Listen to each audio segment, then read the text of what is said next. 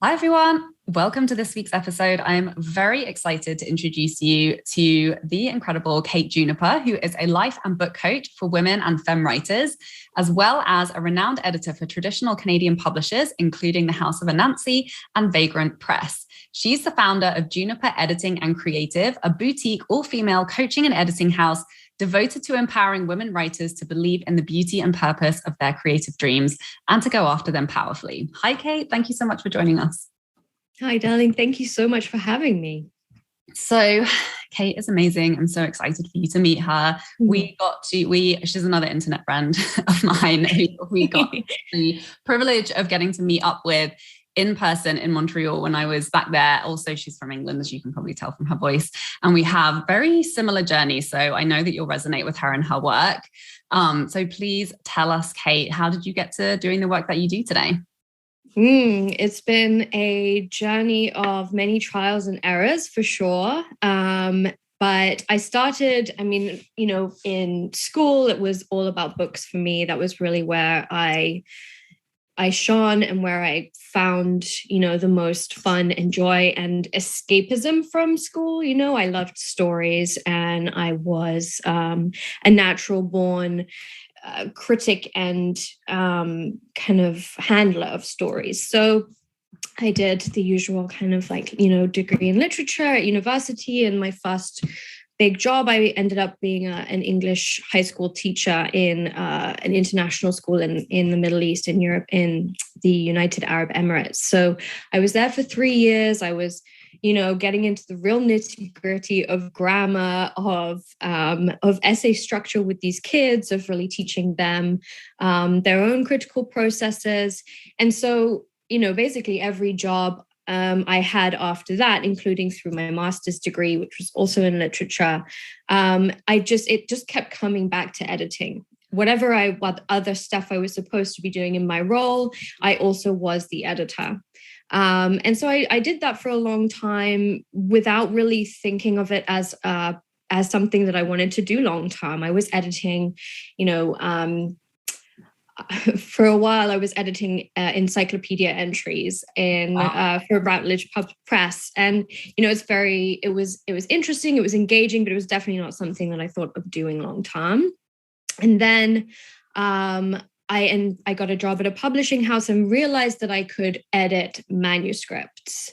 And the first time I actually heard the word manuscript, it was like a full body, it felt like something inside me just woke up, and to realize that before a book was a book, it was a manuscript. It was something to be handled. It was something to be developed and really, creatively and messily so.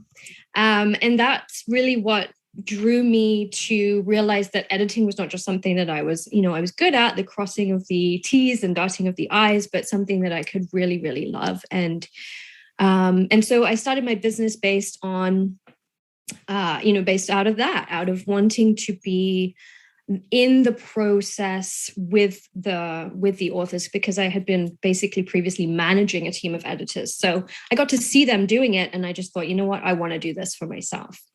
And as I've been in business 6 years now, very quickly I realized that, again, in addition to creatively helping a person develop their manuscript, there was so much emotional weight to this process of creating something, of developing something, of putting it out into the world, whether to that first person, that editor who's going to give you their professional, critique, or the world.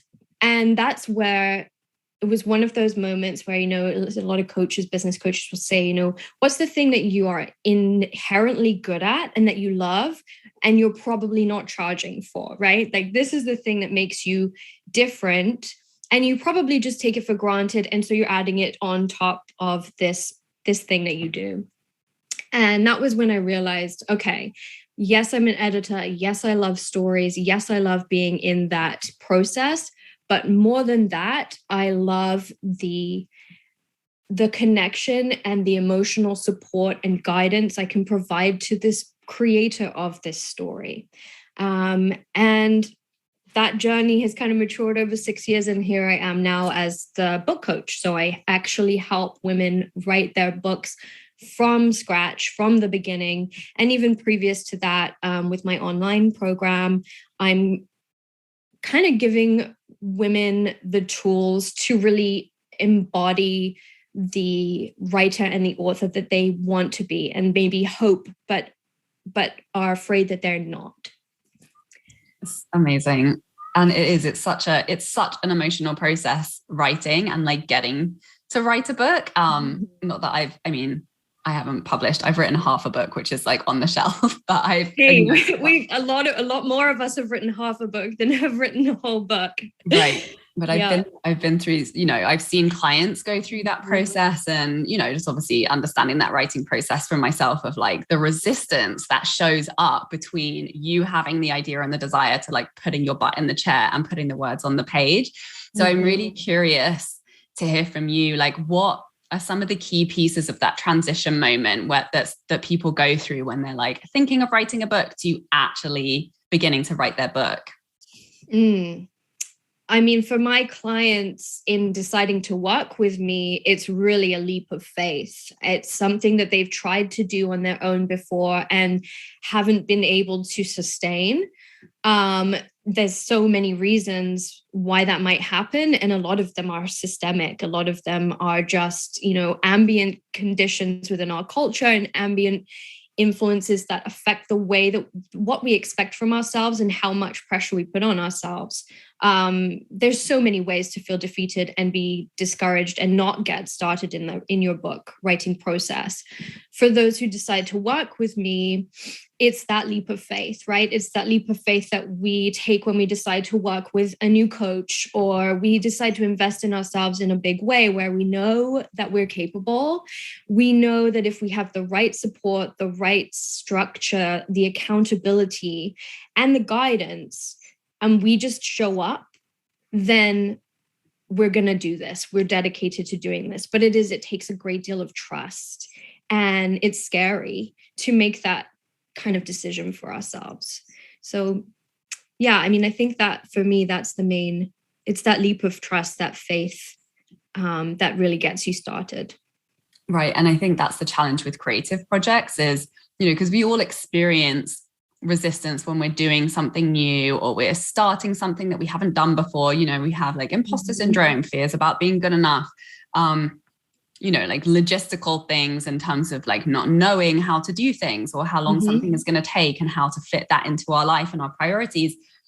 But I feel like with writing, there's this like whole other layer of resistance that comes to just for the fact that it's so deeply personal and it's connected to your heart and it's connected to your soul. And it just takes you to that deeper layer of vulnerability of, fear of exposure or fear of tapping into something that's like an uncomfortable truth about yourself. And, there's usually like an impulse that's driving us that is so deeply personal. So I'm curious, like, what are some of the, like the hurdles or like the strategies that that you've seen really support people to get over that hump? Firstly, I'll say that the process of writing a novel in particular, or a memoir, something book length, it's so big. It's my program's limited to a 6-month process, but if without that kind of a structure, it could be a years-long process. There's so much shadow work in this process of writing a book, because you might have a completely imagined fictional character set up plot world, and still you will realize at some point in this process that your subconscious is showing you things that you have not been able to or ready to process and deal with until now. It really is like such a mysterious process.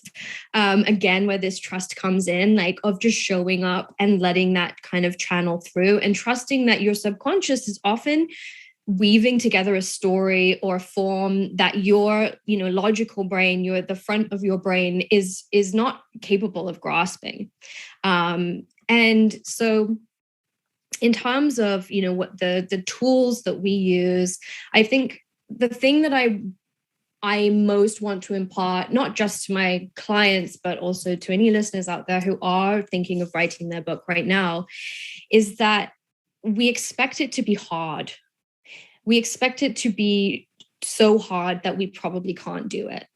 And that is honestly the most limiting and problematic issue of the entire endeavor, is that we expect it to be hard, and therefore we allow it to be harder than it has to be.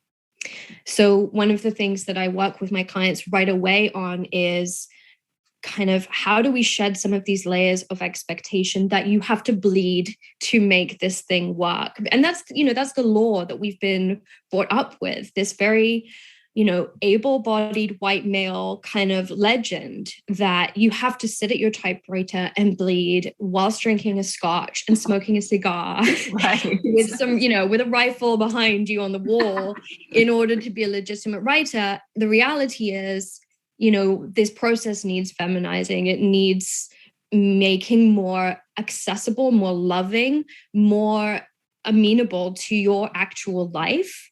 Because if it's not, then it does feel impossible, and it will be impossible for most of us. So right off the bat, we work on, okay, like, let's really take stock of everything that's going on in your life. My writers, we're writing a book in 6 months. They're moving, they're getting married, they have a brand new baby. This is not like, they don't have acres of land and silence in a little hut somewhere to write their book alone. Like, again, that's just not realistic, and it's not fiscally possible for most of us.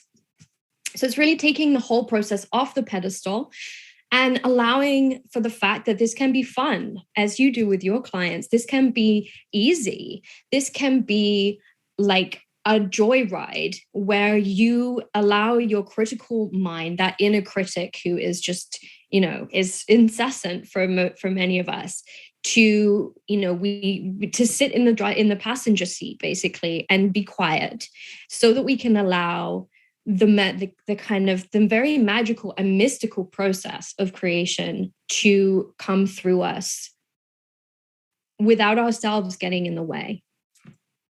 So good. So good. I love it. And I'm curious for you, like, what's your relationship with your writing projects? Like, do you have one main one that you're focused on? Do you have like a few side ones? How do you kind of navigate, your process with what to focus on, and like how many projects you sort of allow yourself to have? So you're asking me as the writer as opposed to the writing coach. This is funny. Okay, so I laugh with my husband about this a lot. I do not follow my own practices and guidance beyond the daily rituals, routines, and practices for my own well-being and my own creative kind of consistency. I think of my own writing practice as, it's a spiritual practice for me. It's kind of a devotional practice. And so and also one where, whilst I am writing and I have ideas for books and I follow them, I've never personally felt myself ready to place myself in the position that my clients are ready to place themselves into my hands. So I'm rebellious when it comes to my writing practices. I am, I have a few kind of different projects on the go, and I work seasonally. For myself, I'm a very a seasonal creator, and seasonally, I want to align my energetics to the season that I'm in, both in my life and in my business year and all of the rest of it. So I love winter for going inward, whether that be by creating and writing, or just by journaling, by studying, and kind of doing that kind of more spiritual practice. So, my advice to all writers is to do what feels right for you, and not to be hard on yourself for not hitting a writing goal, a word count goal, a deadline goal. Again, we're kind of raised to be the kind of the taskmaster of our own creative output. You know, so many of my clients, when they come to me, they feel like their problem is that they're not being productive enough. They're not being disciplined enough. They are not applying more force to the situation. And a lot of my writing practice, my spiritual and business practices in the past few years have really been an undoing of that kind of rigidity and those kinds of rules and those kinds of assessments and judgments of myself.